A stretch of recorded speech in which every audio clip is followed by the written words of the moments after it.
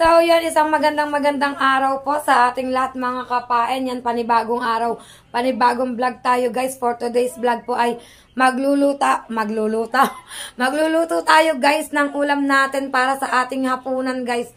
Medyo hapon na naman, kaya ulam sa hapunan naman mga kapain. Bale, tayo guys, magpiprito lang ako ng tilapia guys today. At syempre, kailangan pag meron tayong prito ay meron dapat tayong katernong sabaw. At kung ano yung sabaw guys ay iimbentuhin lang natin. Magigisa lang tayo ng kamatis guys. Magigisa tayo ng kamatis na lalagyan natin siya guys ng ng malunggay at konting talbos ng kamote guys. Masarap po yan, try nyo. Tapos syempre mabitamina pa guys. So, ngayon ay iniintay ko pa ang aking anak na si JC kasi pinabili ko siya ng kamatis. Bale, maghihimay muna tayo ng malunggay mga kapain. Tara, samahan nyo ako maghimay ng malunggay guys. Yun mga kapain, at ito maghihimay tayo ng malunggay guys. Gumamit ako ng ring light para medyo maliwanag ang ating vlog guys kasi medyo madilim dito sa bahay. May ilaw na siya pero madilim pa rin. Diba guys? Himay lang akong konting malunggay. Lagyan ko lang siya ng ganito. Trip ko talaga siyang lagyan. Sarap kasi ito.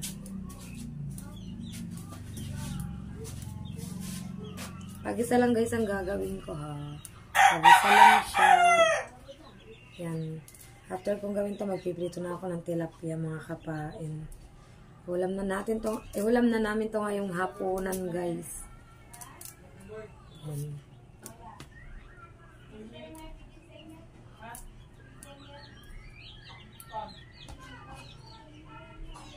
May natin itong malunggay mga kapain. Madali lang itong lutuin. Napaka-easy lang pero masarap. Tuwan-tuwa mga anak ko kapag pinaglulutuan ko sila ng ulam guys. Sarap na sarap sila kumpara sa pag binibili. Pag binibili ko guys, wala ko konti nakakain nila. Iba talaga pag sariling luto. Mga kapain. Iba. Ibang iba. Cook with love ba naman kasi. O, diba guys? Ayan. Lalaki ng ng malunggay mga kapain. Yan. So, yun guys. Update ko kayo. Yan. Sa mga kapain, dito pa rin tayo. Nag-imay pa rin tayo ng malunggay. At magsasalang na rin nga pala tayo ng sinaing guys. Yan. So, yun, bili ka muna, JC, ng So, wait lang, guys. Pabibili ko lang si JC ng bigas. Update ko kayo, mga kapain. So, yun, mga kapain, at update tayo, guys. Yan, nahimay ko na ang malunggay. Ito na rin ang talbos, yan. Set aside natin, guys. Maggagayt ako ng kamatis, sibuyas, at bawang, guys. So, yun, mga kapain, at update tayo, guys. Yan, siguro dito nyo lang makikita yung, lutong ganito, guys, na, ginisang kamatis na nilagyan ng... Guys, wait lang, may naiyak. Hindi ko alam. So, yun guys, nagagat ako ng kamatis. Pasensya na. Hindi ko na pinapakita ang mukha ko guys kasi wala lang. Ito na lang tayo sa paggagayat ng kamatis. Sarap to guys, ginisang kamatis. Talagyan ng malunggay, tapos talbos. Tapos katerno ng pritong isda guys. Hindi nyo natatanong guys kung saan galing yung tilapia. Kasi kaninang umaga guys, katanghalian tapat ay naglambat at saka nagdala. Kasama ko si Kabuhagag, si Tatay Tatski, si Kuya Noel at si Kahaw. Grabe, ang daming nahuli mga kapain. Niyaya nila ako guys at sumama naman ako. Syempre, sayang din yon at content din yon guys. Sumama ako sa kanila. Ang daming nahuli mga kapain yon. At binigyan nga nila ako ng pang-ulam din. Ngayong hapon ay iluluto ko naman siya para meron kaming pang-ulam sa hapunan mga kapain yan. Nagayat ko ng kamatis guys. Sibuyas, bawang na lang. Di ko na ipakita paggayat ng sibuyas at bawang. Kasi normal na naman nagawa yun mga kapain, di ba? Update ko kayo guys! Yan mga kapain at update tayo sa vlog ko guys. Yan, ring light ang gamit ko guys kasi nga ay may ilaw kami. Kaya lang is hindi siya masyadong maliwanag guys. Kaya nag-ring light ako at habang ako magluluto ay nagkakape guys. Oh, sarap. Coffee's life. Yan, so yan guys, at tapos na tayong maggayat ng ating kailangan mga kapain. Yan, magsasalang tayo ng kawali guys, para sa ating pagpiprito ng tilapia. At para sa ating paggigisa ng kamatis. Dito, alam nyo ba guys, gaya ng sinasabi ko, masipag talaga akong magluto. Masipag akong magluto, basta may iluluto. Ang hilig ko rin guys, mag-imbento-imbento ng kung ano-anong luto. Pero masarap naman siya, masustansya at tipid sa budget. Ganyan tayo guys kasi kailangan lagi tayong practical sa buhay. Hindi kasi pwede yung palagi na lang karne, yung mga masasarap na ulam. Nakakatikim naman tayo ng, syempre, langan namang hindi. Paminsan-minsan naman, din tayo ng masarap na ulam. Di kaya lang is, dito kasi sa amin, kapag may nahuhuling isda or kapag nakakabakaw ka ng isda, masarap siya talagang ternuhan ng gulay, guys. Kaya, eto guys, yan, nakasalang ng ating sinaing at bumili muna tayo sa tindahan muna ng per kilo, guys, kasi naubusan tayo ng hindi pa tayo makabili ng sako-sako ngayon, pero okay lang. At per kilo lang muna sa palengke, guys, yan. Pinapainit ko na ang kawali, guys, yan. Magsasalang na tayo ng tilapia. Eto, guys, yung tilapia. Binigyan ako nila kabuhaghag ni Kahaw. Yan, tsaka ni Dulce. Tsaka si Kuya Noel, kasama namin si Tatay Tatsuki. Sakay kami sa bangka ni Tatay Tatsuki. Binigyan nila ako ng pang-ulam, tapos direct to the point na nilinis ko agad siya para nga mailuto ko ngayong hapunan. Ang saya ng aming naging adventure dyan, kaya nagpapasalamat ako sa kanila kasi niyaya nila ako. Syempre, hindi ako tumanggi kasi content yun sayang, diba guys? Ang hirap kayang humanap ngayon ng content mga kapain. So, yun guys, at magsasalang na tayo ng tilapia. Kapain, at nalagyan ko na ng konting mantika ang frying pan. Painitin lang natin ng konti. Tapos ito guys ay pinapainit ko na rin para naman to sa ating ginisang kamatis guys. Yan. Look naman the tilapia. Oh, madami to. Labis-labis na to sa amin. Siyempre, bibigyan ko ang sina Michelle, ang aking hipag. Mga kuya, baka wala silang pangulam. Tapos tatanong ko rin kung may pangulam ang kung may ulam ang mga tatay, bibigyan ko rin sila guys. At parang mainit na to. Yan, dahil mainit na tong kabilang kawali guys, lagyan na rin natin ng mantika. Konti lang yan, ubusin na natin. Yan. Kasi itong frying pa naman, hindi naman masyado kailangan ng mantika guys. Konting mantika lang yan, okay na. Kaya lang dapat hindi ito yung gagamit natin chance kasi nga, yung kakamagas-gasan yung ating frying pan guys. Pero okay lang. I-check na lang natin mamaya. Oh, parang buhay pa si tilapia. Wait lang guys, palkan ko ang aking siyempre. Yan. Yan natin ito. Yo, hindi siya madulas.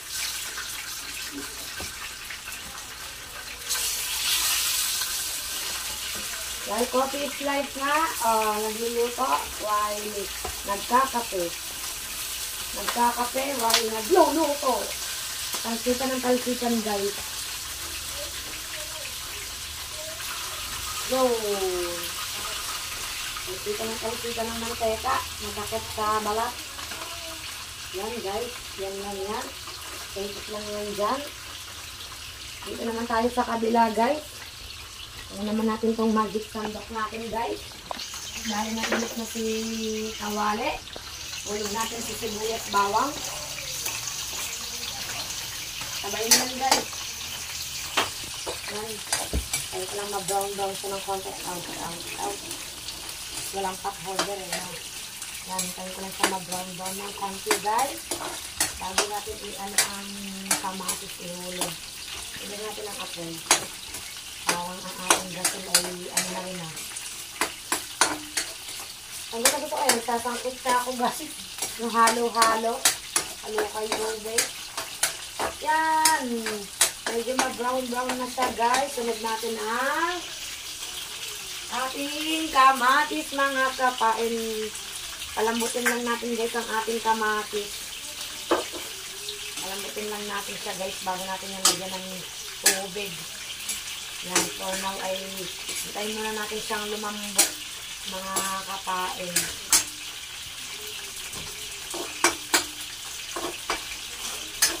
Hayaan ko lang siya dito guys. Lalambot din yan.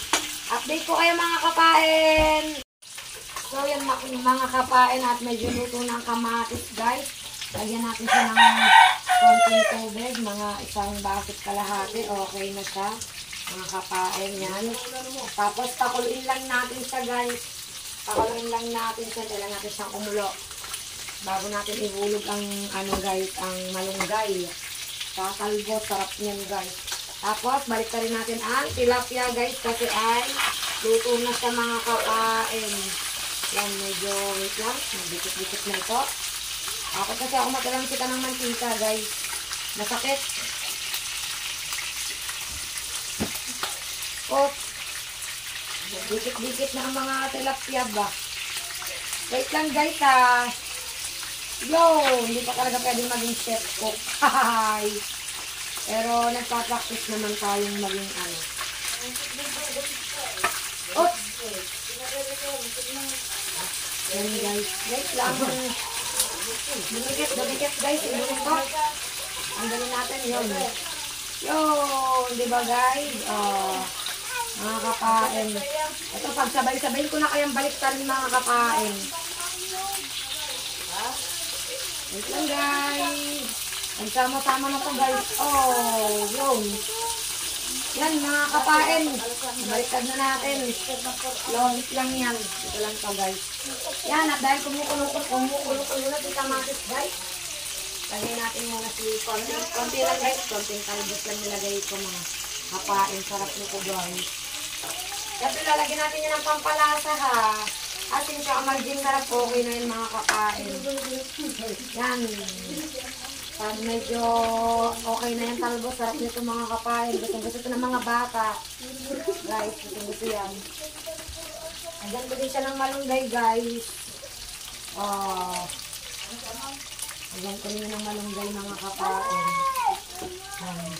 Halunin ko lang siya. Pakukulit ko lang bago ko lagyan ng panglasa. Mga kapain, sarap nito guys. Pag isa lang to guys, talaga naman magugustuhan nyo ang lasa nito.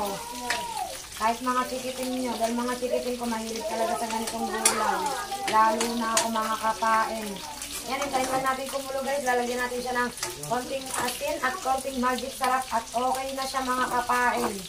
Konting kulo lang yan. Hintayin lang natin kumulo mga kapain. So yun guys, update ko ulit kayo.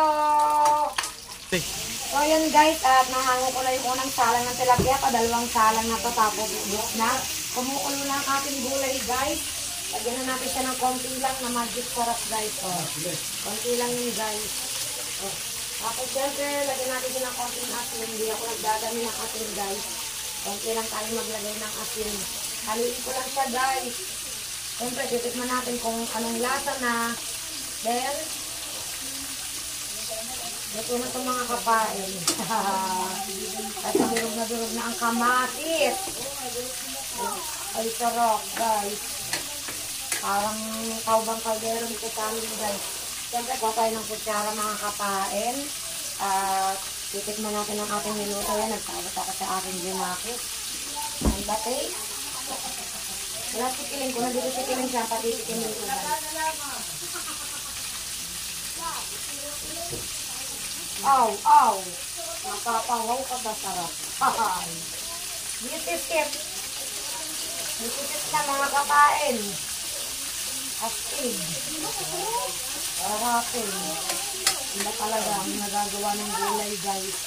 Yan guys. Pakulin lang natin ang konti. Nagpapagay na rin natin ng apoy mga kapain.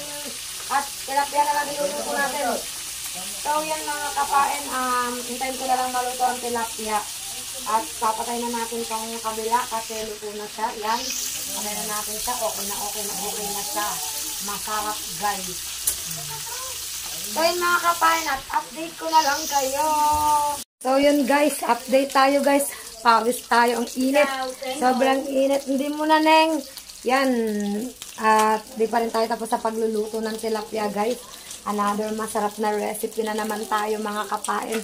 Oh guys, kita nyo sobrang sunog na sunog ako. Yan ang tunay na kulay ko, sunog. Maitim. Yan ang tunay na kulay guys, walang filter. Oh, di ba? Walang halong filter muna guys. Sunog na sunog, sobrang pawis oh. Sobrang init. Dilim na guys. Dilim na sa labas pero sobrang init pa rin. Ay, sobrang init. Dilim na guys. Oh, hinabot na ng dilim. Yan. At so yun, dire-diretso ako ng pagluluto ng pritong tilapia guys. Konti na naman to. Konti na lang dahil nabaliktad ko na siya. Hindi pa lang talaga luto mga kapain. At pagtapos nito ay pwede na kaming kumain. Pero hindi ko na guys ipapakita yung pagkain namin ha. Tama na muna yung maigsi-igsing mga vlog guys. Yan. Sabi ko nga magbablog ako. Magbablog ako na magbablog. Hanggang sa one day. May mag-click. Biro nyo guys, kahit sobrang bababa ng mga views ko, eto pa rin ako, nasarap nyo, dire-diretso pa rin, walang sukuan. Laban lang ng laban guys. Sobrang init, pasensya na guys, sobrang init. Gamit kong ilaw guys, ring light. Malabo kasi ang ilaw namin dito sa taas. Dito oh, malabo siya guys. So yun mga kapain, at update ko na lang kayo guys. So yun mga kapain, tapos na tayong magluto guys. Samba maliwanag. Yan.